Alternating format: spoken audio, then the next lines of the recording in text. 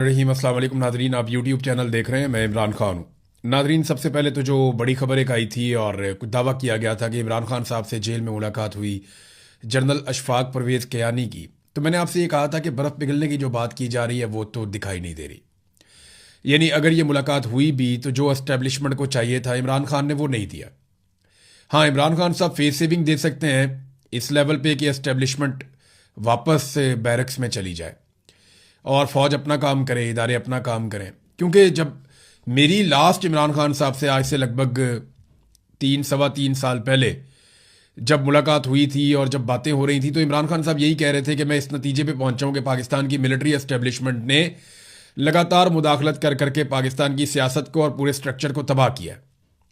तो इमरान खान की ये सोच तब से बनी हुई थी कि हर हाल में पाकिस्तान का अब एक ही हल है कि सियासतदानों को और सिविलियंस को उनका काम करने दिया जाए, तमाम इदारे अपना अपना काम करें। हालांकि माजी में इमरान खान साहब इससे मुख्तलिफ सोचते थे, पूरी कौम ही अलग सोचती थी, लेकिन अच्छा हो गया कि रिजीम चेंज ऑपरेशन के बाद लोगों की सोच में तब्दीली आई और लोगों को समझ आई कि एक्चुअली पाकिस्तान का सबसे बड़ा मुजरिम कौन है जिसने पाकिस्तान को अपने ज़ाती मफाद के लिए यहाँ तक पहुँचाया। देखें, इससे पहले जब भी किसी ने यह आवाज़ उठाई ना सिविलियन सुपरमेसी की, तो उसके साथ बहुत सारे इल्ज़ामात लगे हुए होते थे। उनमें से कुछ झूठे और कुछ सच्चे होते थे, लेकिन उन लोगों के करैक्टर इतने बड़े नहीं थे। ये पहली मर्तबा इमरान खान साहब का करैक्टर इतना बड़ा था और उनके ऊपर लोगों का ट्रस्ट इतना ज़्यादा था। इमरान खान साहब ये कहते हैं ना अक्सर कि मुझे लोग 50 साल से जानते हैं।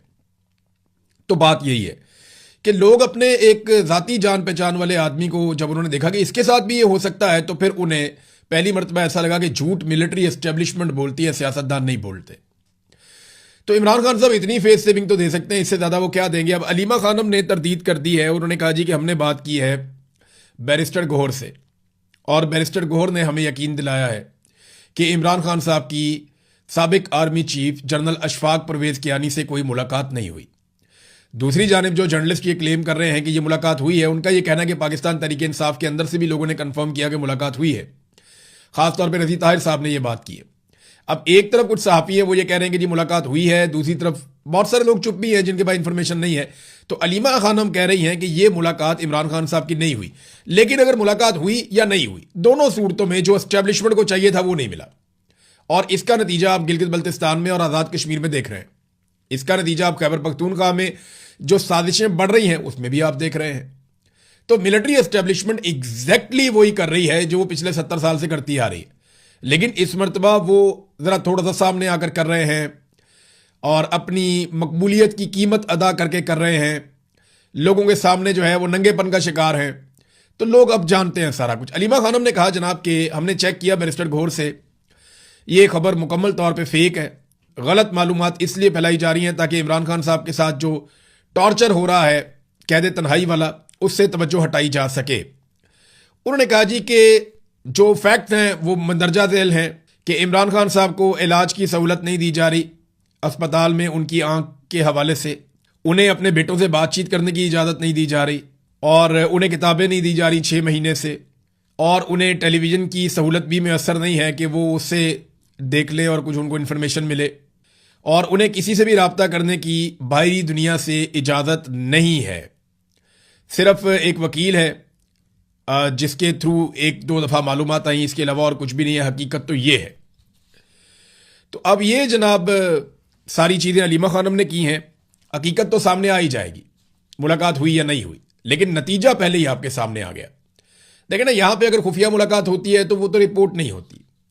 खुफिया मुलाकात को रिपोर्ट करने के पीछे भी फिर एक मकसद होता है कि मालूमात अब निकालो बाहर, अब मालूमात बाहर निकालो, कोई फ़ायदा नहीं हुआ, कोई हमें इसका बेनिफिट हुआ नहीं है। अब देखें ना, फ़र्ज़ करें आप कुछ अरसे बाद इमरान खान की कोई बहन मिलती जाकर जेल में इमरान खान से, और इमरान खान कहते कि मुझे मिलने आया था अशफाक परवेज़ कियानी, मुतालबात लेकर आया था, मैंने इनकार कर दिया। वो बाहर आकर बताती तो बड़ी बेइज्जती हो जाती पाकिस्तान की मिलिट्री एस्टेब्लिशमेंट की। तो ये भी हो सकता है। और मिलिट्री एस्टेब्लिशमेंट ने ये नहीं करना होता, जर्नैल ने खुद फ़ोन करके बताना होता है ये खबर है।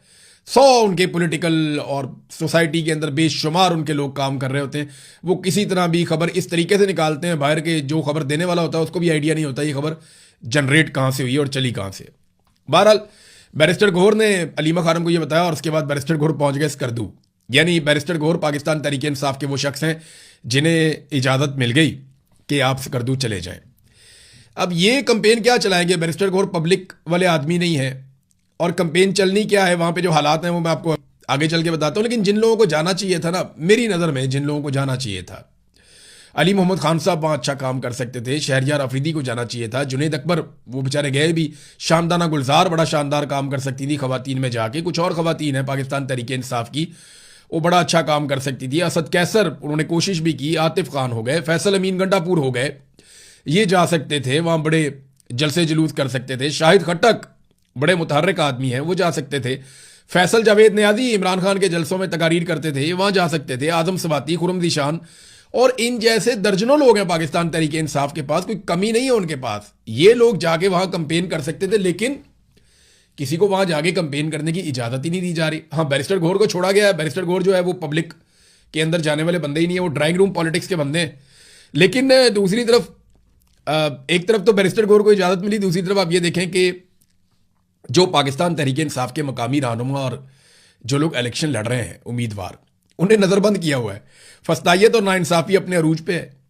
एक तरफ गिलगित बल्तिस्तान में पीपल्स पार्टी की रियासती मशीनरी की मदद से जलसे करवाए जा रहे हैं, और दूसरी तरफ हल्का 2 से पाकिस्तान तहरीक इंसाफ के उम्मीदवार अतीक पीरजादा को सिक्योरिटी फोर्सेस ने घर में नज़रबंद कर दिया है और कंपेन तक करने की इजाज़त नहीं दी जा रही। तो ये नाजरीन इस वक्त पाकिस्तान की मिलिट्री एस्टेब्लिशमेंट की सूरत हाल है कि बेचारे अब नज़रबंदियों पे उतर आए हैं, उम्मीदवारों को नज़रबंद कर दो, ये बाहर जाए ना, पब्लिक में ये वोट मांगे ही ना, इनको वोट पड़े ही ना। फिर इसके अलावा जितने वोटर हैं पाकिस्तान तहरीक इंसाफ के, उनको उठा के दूर दराज इलाकों में मुंतकिल कर दिया ताकि वो वोट डाले ही ना। और तीसरा ये है कि फॉर्म 47 जिंदाबाद, वो तो मौजूद है। अब नवाज शरीफ को भी NOC मिल गया है बाकायदा। यहां मीडिया पे कल नवाज शरीफ का रिजल्ट कार्ड आया हुआ था, अब नवाज शरीफ का जो है वो NOC भी आ गया मीडिया के ऊपर। ये नवाज शरीफ को NOC दिया गया कि जनाब आप आ जाएं और आकर यहां कंपेन करें। नवाज शरीफ से पहले नवाज शरीफ के बहुत बंदे पहुंच गए वहां पे गिलगित बल्तिस्तान में, उनमें से किसी को NOC नहीं चाहिए था। शहबाज शरीफ का कैबिनेट मेंबर है इख्तियार वली, वो भी चला गया वहां पे। तो इस तरह एक एक करके बहुत सारे लोग वहां चले गए हैं। PMLN के ख्वाजा साद रफीक वहां पे मौजूद हैं, बाकी लोग वहां पे मौजूद हैं। तो PTI के लोगों को नज़रबंद किया जा रहा है, उन्हें इजाज़त नहीं दी जा रही, जबकि PMLN को पूरा फैसिलिटेट किया जा रहा है और पीपल्स पार्टी को भी किया जा रहा है। पीपल्स पार्टी का गवर्नर पहले पहुंचा, गवर्नर पंजाब को पहुंचाया गया गिलगित बल्तिस्तान, वो वहां पे पहुंचता है, उसके बाद वो इस्तकबाल करता है बिलावल का वहां पे, और बिलावल की बहन भी। तो ये लोग गए, इनको भी जनाब NOC जारी कर दिया गया। बिलावल ने वहां तकरीर की है। अब ये एक तो तकरीर जो है वो पूरे सरकारी वसाइल, सरकारी प्रोटोकॉल, सारी चीज़ें इस्तेमाल की गई, लेकिन तकरीर बड़ी मज़े की है बिलावल की। बिलावल ने कहा जी हमसे यहाँ पे नशिस्तें छीनी गई थी। बिलावल को पता ही नहीं है कि छीनना किसे कहते हैं। 2024 का इलेक्शन हुआ ना, वहाँ जो सीटें छीनी गई थी उसे सीटें छीनना कहते हैं। जिस तरह बिलावल की बहन को इलेक्शन जितवाया गया, सारे उम्मीदवारों को उठा लिया, अगवा कर लिया, कागजात छीन लिए, गायब कर दिया, पर्चे कर दिए, गिरफ्तारियां कर दी, और अकेली को मैदान में छोड़ के बिला मुकाबला जितवा दिया, इसको कहते हैं सीट छीनना। तो बिलावल को तो पता ही नहीं है सीट छीनना किसे कहते हैं, ये तो खुद सीट छीनने वालों में शामिल है। फिर बिलावल ने कहा कि फॉर्म 45 का बंदोबस्त आप कर लें, फॉर्म 47 का मैं कर लूंगा। बात तो ठीक है, पहले भी इन्होंने फॉर्म 47 ही हासिल किया था आसिम मुनीर साहब के तरले मिन्नत करके, और अभी भी ये फॉर्म 47 ही हासिल करेंगे। बिलावल ने एक और बड़ी जबरदस्त बात की, उसने कहा जी मैं यहां पे गिलगित बल्तिस्तान और कश्मीर की वजारत खत्म करने का मुतालबा करता हूं। बिलावल साहब, आपने कमरुज़्ज़मान कायरा को भी इस वजारत पे रखा, दीगर लोगों को भी इस वजारत पे रखा, आपकी हुकूमत ने इस वजारत को ख़त्म नहीं किया, लिहाजा आपका नहीं बनता इस बारे में बात करना। आज भी आपकी हुकूमत है, वफाकी हुकूमत पीपल्स पार्टी और PMLN की मिलकर है। एक बात याद रखिएगा, बजट भी ये मिलकर पास करवाते हैं, आईनी तरमीम भी ये मिलकर करते हैं, ये हुकूमत भी इन्होंने मिलकर बनाई हुई है, और ये आपस में नूरा कुश्ती करके गिलगित बल्तिस्तान की आवाम को दिखा रहे हैं कि देखो हम तो आपस में लड़े हुए हैं।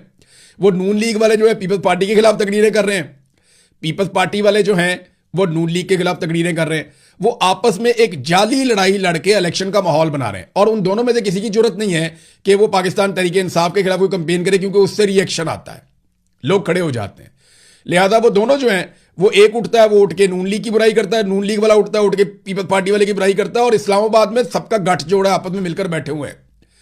मोहसिन नकवी जो जरदारी साहब का मुंह बोला बेटा है, वो शहबाज शरीफ के साथ बैठ के मामला तय करके आ गया है कि गिलगित बल्तिस्तान में हुकूमत कैसे बनानी है, किसकी बनानी है और क्यों बनानी है, और कौन कहां पर होगा और किसको कितनी सीटें मिलेंगी। तो फॉर्म 47 और फॉर्म 45, बिलावल कहता है 45 तुम ले और 47 मैं ले आऊंगा, तो ये तो बात ठीक है बिल्कुल, क्योंकि 47 जारी करती है पाकिस्तान की मिलिट्री एस्टेब्लिशमेंट अभी तक फिलहाल, तो वो तो बिलावल उनसे ले लेगा। फिर वो कहता है वजारत खत्म करो, तो वजारत खुद खत्म कर देता। और एक और बात की बिलावल ने कि महंगाई मैं खत्म करूंगा गिलगित बल्तिस्तान से। आप अंदाजा करें, ये बंदा महंगाई खत्म करेगा। पाकिस्तान में जितनी महंगाई है उस सारों के लिए ये जिम्मेदार है। और ये वो नौसरबाज है जिसने इलेक्शन में क्या कहा था कि 300 यूनिट तक बिजली मुफ्त दूंगा, और हुकूमत बनाने के बाद ये मुकर गया। और अब ये 200 यूनिट वालों के पास जो थोड़ी बहुत सब्सिडी थी उसके पीछे भी हाथ धोकर पड़ा है। ये वो लोग हैं जो पाकिस्तानियों के मुजरिम हैं, यानी बिलावल के अब्बू जरदारी और इनकी वालदा बेनजीर। इन्होंने अपने दौर के अंदर जो मंसूबे लगाए, फिर नवाज शरीफ ने अपने दौर में जो मंसूबे लगाए, और कुछ थोड़े बहुत परवेज मुशर्रफ ने अपने दौर में जो मंसूबे लगाए, उनकी कीमत पूरी कौम अदा कर रही है। मिसाल के तौर पे ये एक बड़ी इंटरेस्टिंग खबर है, ये आप देखें।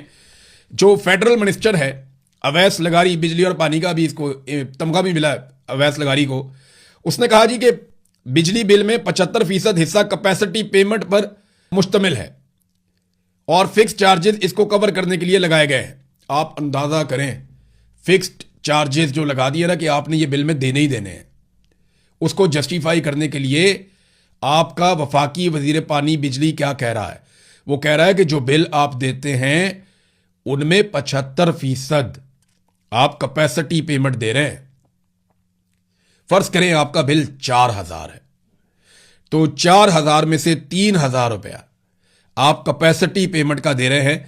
मैं नहीं कह रहा, वफाकी वजीर कह रहा है। क्योंकि मैं इससे पहले आपको बार बार एक बात कहता रहा हूं और मैं आज उसके लिए आपसे माफी चाहता हूं। मैं आपको हमेशा एक बात कहता रहा हूं कि आप 3 यूनिट इस्तेमाल करते हैं तो आप 9 यूनिट का पैसा देते हैं। मैं बार बार ये कहता रहा हूं कि आप जितना बिल देते हैं 2 हिस्से आप इजाफी देते हैं और 1 हिस्सा आप इस्तेमाल करते हैं। यानी मेरा अंदाजा ये था कि लगभग 66% हम ज्यादा बिल दे रहे हैं, लेकिन वफाकी वजीर ने आज कंफर्म किया कि 66% ज्यादा नहीं दे रहे, 75% हम पाकिस्तानी बिल ज्यादा दे रहे हैं, और ये कैपेसिटी पेमेंट का दे रहे हैं। ये फेडरल मिनिस्टर ने कहा, सनाउल्लाह खान साहब ने इसको रिपोर्ट किया। आसान अल्फाज में और मैं आपको बताता हूं, अगर आपका बिल आ गया है 4000 रुपए, तो उसमें से सिर्फ 1000 आपका बिल है और 3000 आप कैपेसिटी पेमेंट दे रहे हैं। अगर आपका बिल आ गया है 10,000 रुपए, तो उसमें आपका बिल है सिर्फ और सिर्फ 2500 रुपया, बाकी 7500 रुपया आप उसमें कैपेसिटी पेमेंट दे रहे हैं। जिस आदमी का बिल आया है 1000 रुपया, वो अव्वल तो आते ही किसी का नहीं, लेकिन चलो फर्ज करो 2000 रुपया बिल आ गया।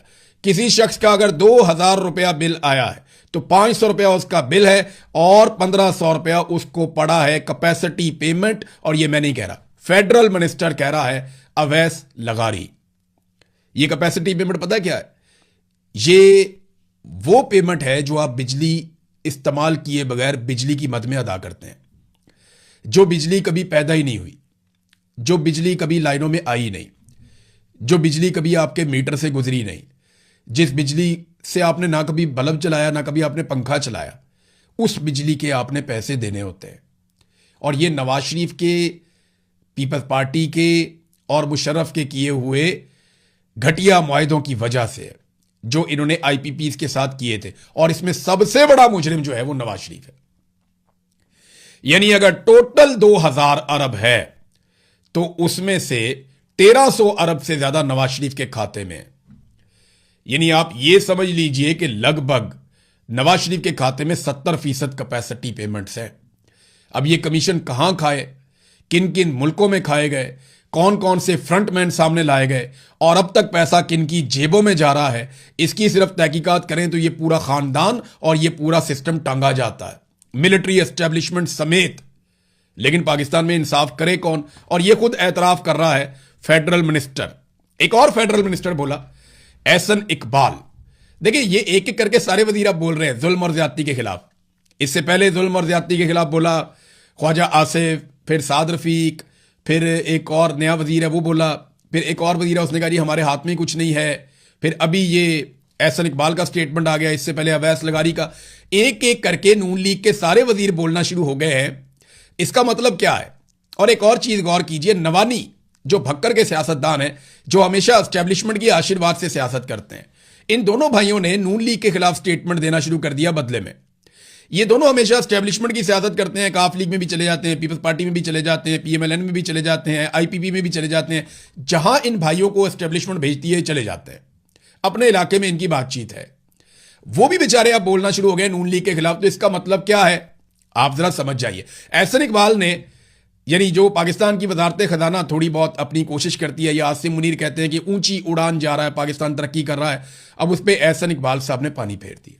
एहसन इकबाल ने कहा कि बैनुल अक़वामी मार्केट में बॉन्ड का इजरा कोई खुशी की बात नहीं। मैंने आपको पिछले दिनों बताया था कि इन्होंने बॉन्ड जारी करके पैसा हासिल कर लिया है, अब उससे 10 गुना पैसा हमें वापस करना पड़ेगा और पाकिस्तानी कौम को वापस करना पड़ेगा। वो कहते हैं खुशी की बात नहीं, ये तो कर्जा है, और कर्जे पे कौन सी खुशी मनानी चाहिए।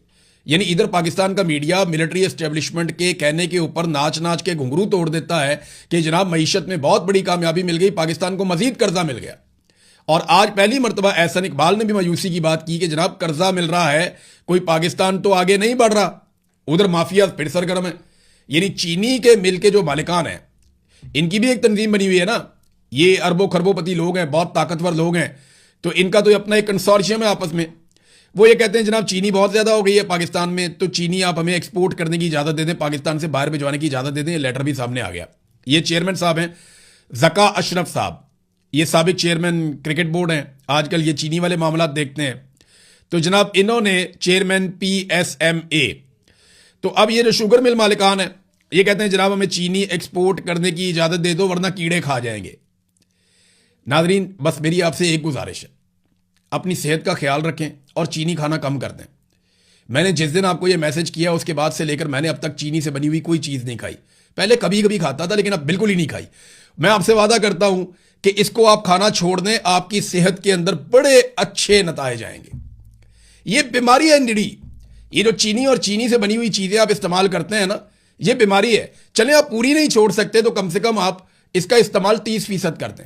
एक तो आपकी जेब के ऊपर बोझ कम पड़ेगा, दूसरा इस माफिया को झटका लगेगा, तीसरा आपके मुल्क में कपास वापस आएगी, आपके मुल्क की एक्सपोर्ट्स अच्छी होंगी, आपके मुल्क को फायदा होगा, ये माफिया को फायदा नहीं होगा।